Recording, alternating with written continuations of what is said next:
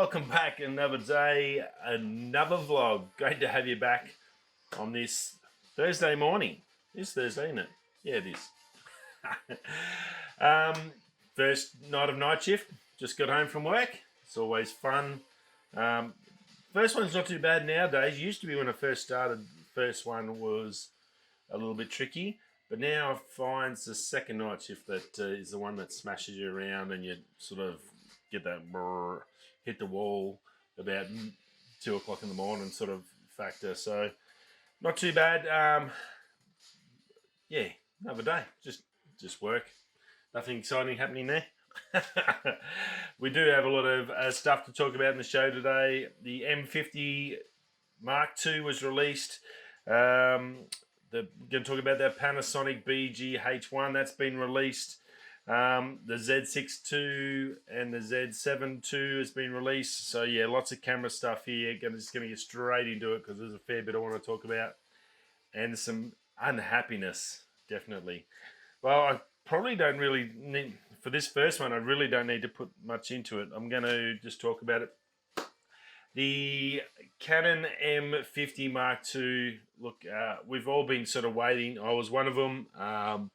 We heard about 2 of them a while back on Canon Rumours, the possibility of having M50 Mark II and a Pro level APS-C. That was thrown around. There's been talk for months about 5 new lenses for the range as well. When they were going to come, what's happening? COVID was obviously putting everything back for all the other technology around, including Apple and all the other stuff. But we just weren't sure where. So we thought it was basically just a when, not if.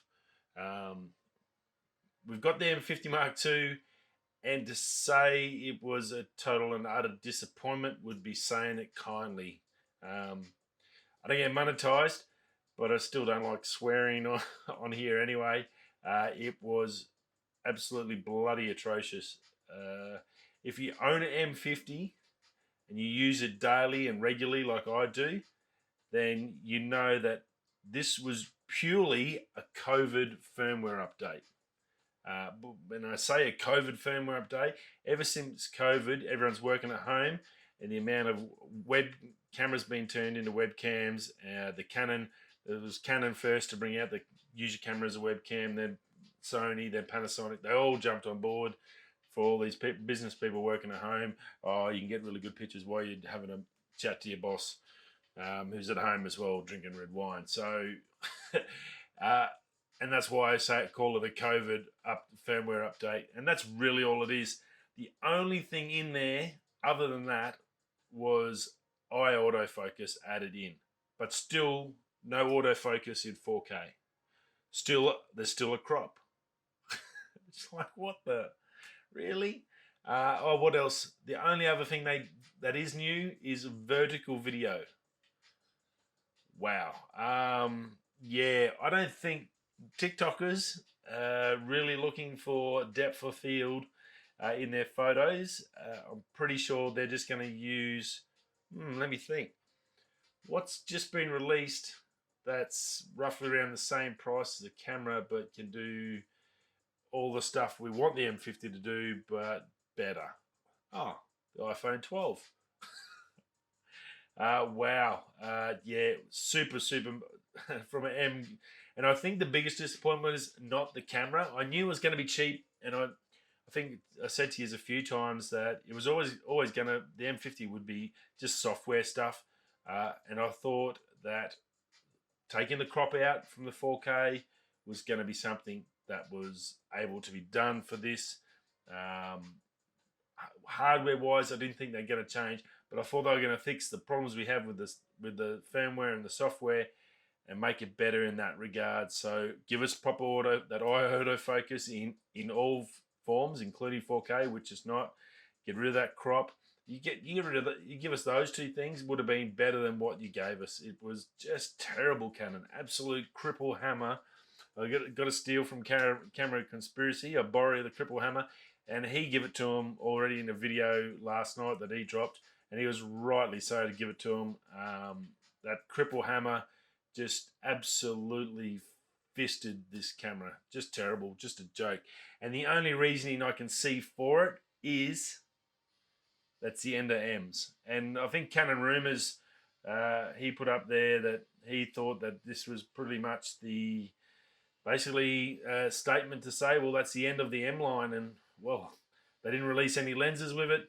They dropped that. They dropped the power zoom, which we talked about, but I'll talk about that in a sec.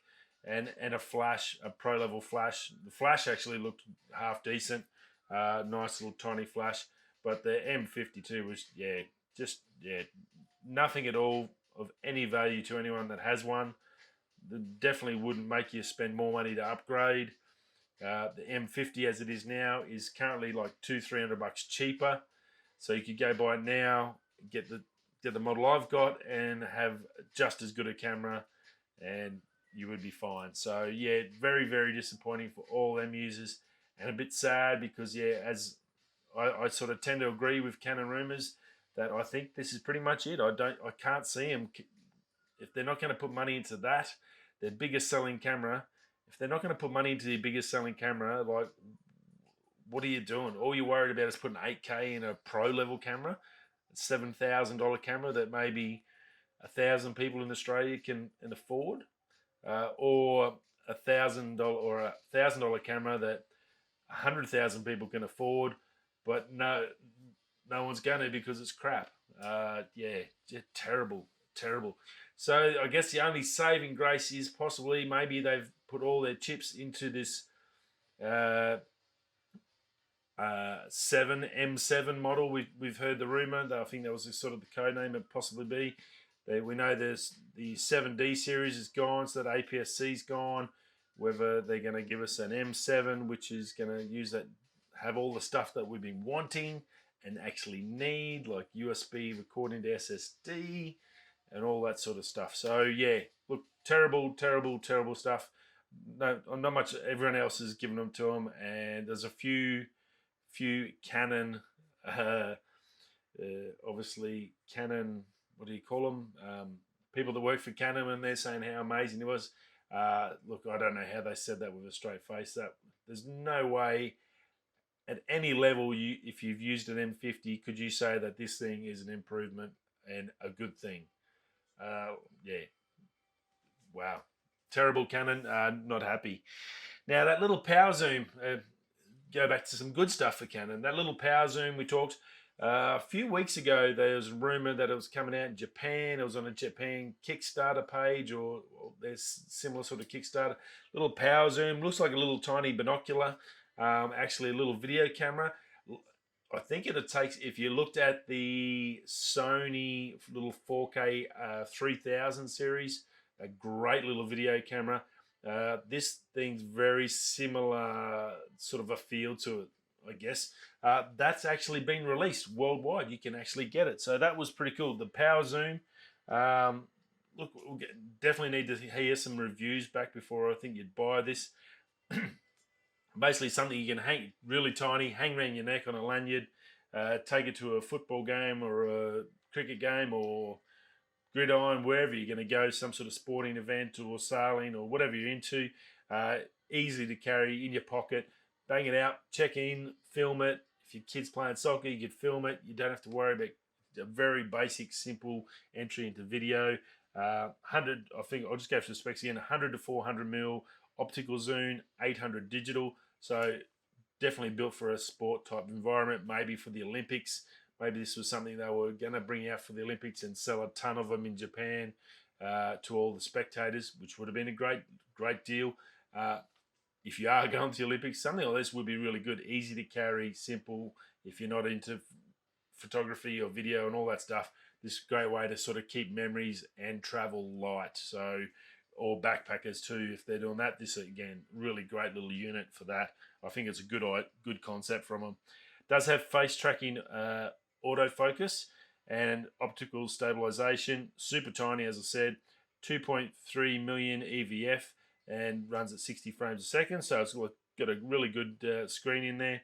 12 megapixel CMOS sensor, 1080, 30 frames a second. Perfect for just carrying around, pretty easy. Wi-Fi, Bluetooth, built-in microphone, USB-C terminal, and runs an SD card, $300 US. So it's going to be about 500 Australian.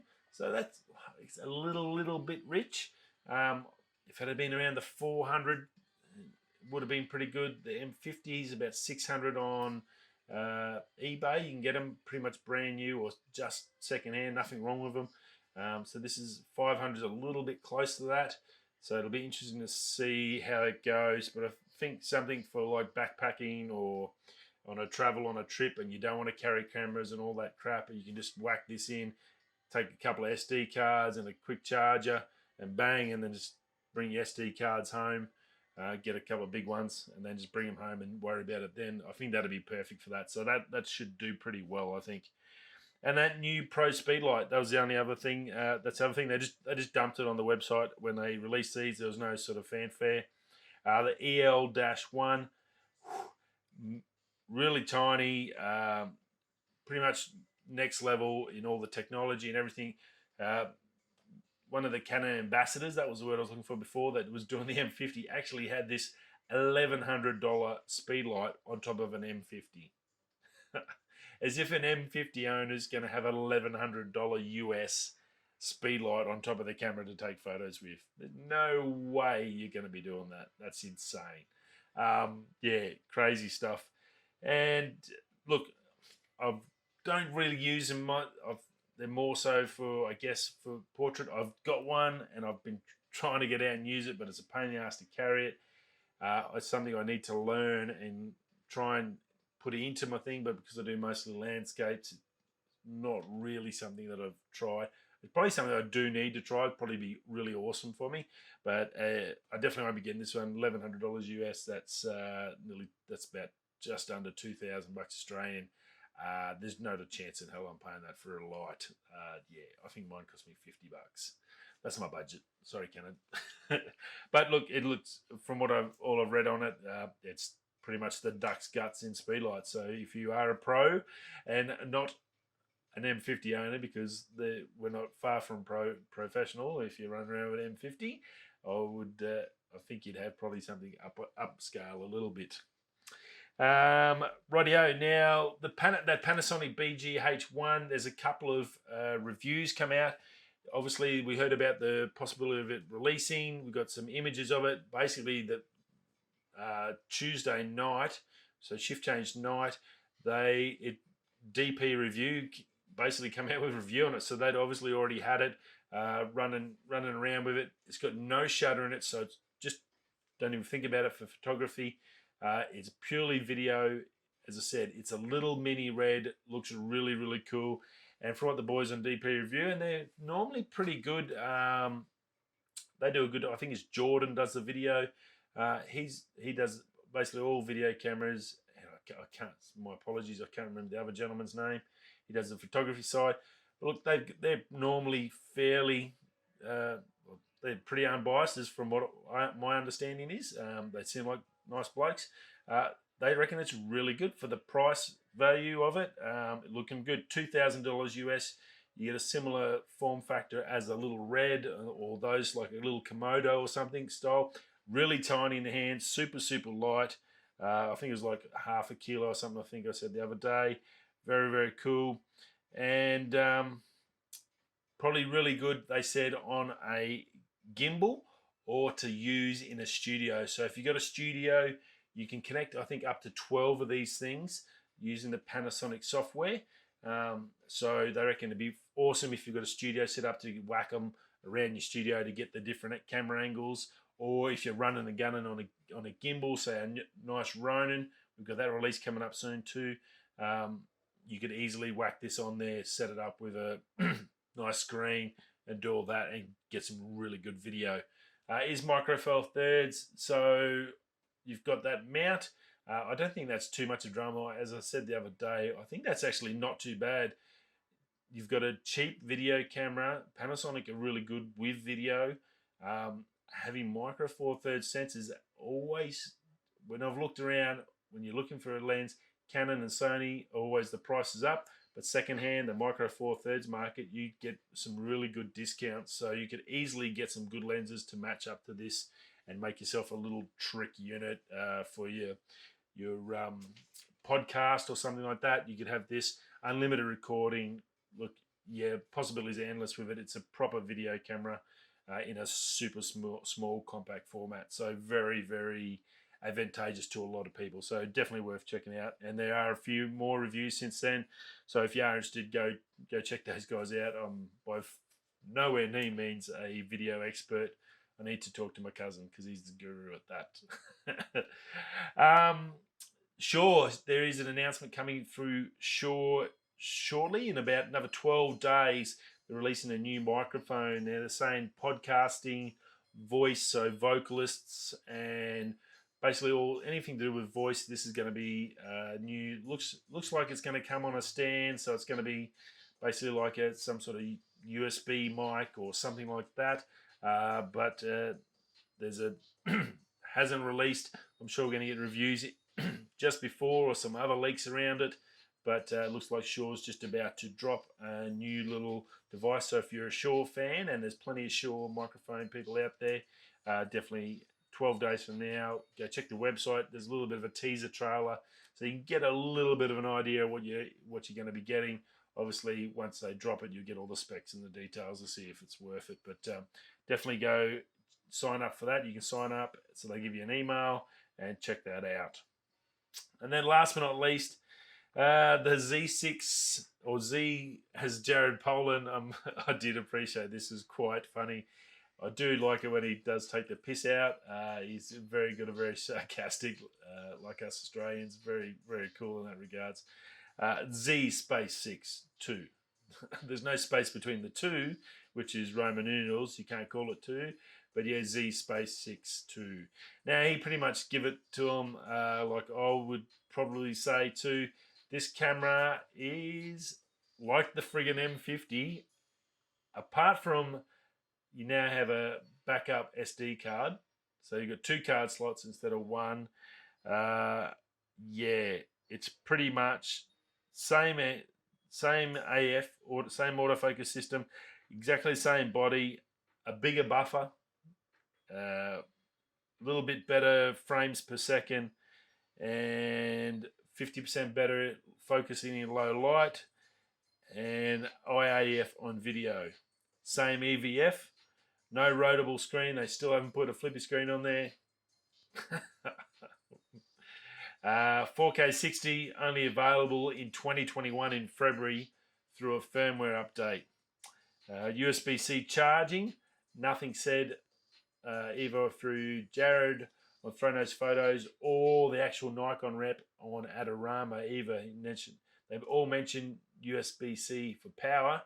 No one mentioned about recording straight to SSD, which I think I'm probably sounding terrible when I keep saying this. I hate when I do it, so I'm not going to say it. But yeah, where it should be.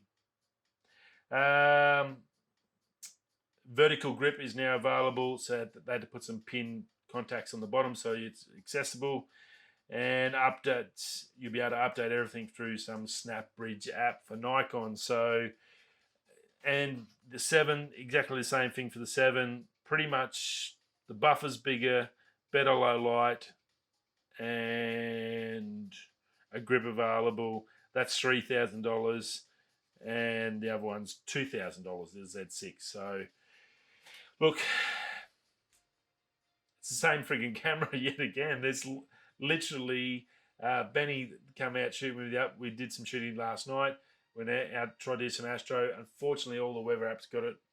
They said there's going to be no clouds or some minimal clouds. The clouds come over. We did get some funky shots. So we did some light painting with my Lume Cube. So that was pretty cool. But he's got a Z6 and he's still learning it and all that. It's a fantastic camera. Don't get me wrong, it's a great camera. But this has really got nothing in it. There's no reason if you've got a Z6 to change to this other than the value of the current Z6 is going to drop now because they've released a new camera at the same price as the old camera. So now that camera, which is pretty much similar, which a couple of minor details is going to lose even more value because they're going to drop the price of this when it doesn't sell in a couple of months. And I tend to agree with Jared Poland on that, definitely. So that, again, another disappointing from Nikon. I think there's Matty Granger give it to them, said it was pretty much, they've gone nowhere, they've done nothing, they've got nothing, they haven't gone anywhere up the food chain at all with these. Nikon struggling big time. Yeah. You've got Sony brings out just a ridiculously amazing camera. You've got the R5 and R6, overheating issues, but some great options on photo and video as a great hybrid options. And Nikon bring out the same camera from 2 years ago with a vertical grip on it. Yeah. Yeah, another piss poor effort. Really piss poor. And what do you say? There's not much you can say any more than that. I don't like getting negative about stuff, because you get all excited about something coming and then it's shit. It's no fun at all. I can definitely tell you that. So anyway, what do? Hopefully we get some good stuff coming out. We've got the Ronins coming up, so there's a bit more coming up with that, and I'm sure there's other tech stuff coming up. Maybe Canon might surprise us and release those 5M lenses this week as well, or next week, and put us all back in a happy mood in the M land. I doubt it, but who knows? Righto, guys, I'll see you all again tomorrow. Have a great day, either on the podcast or whoever. Hit that subscribe, hit that like. See you soon. Thanks for stopping by. Righto, coming that way. I'll catch you tomorrow. Peace.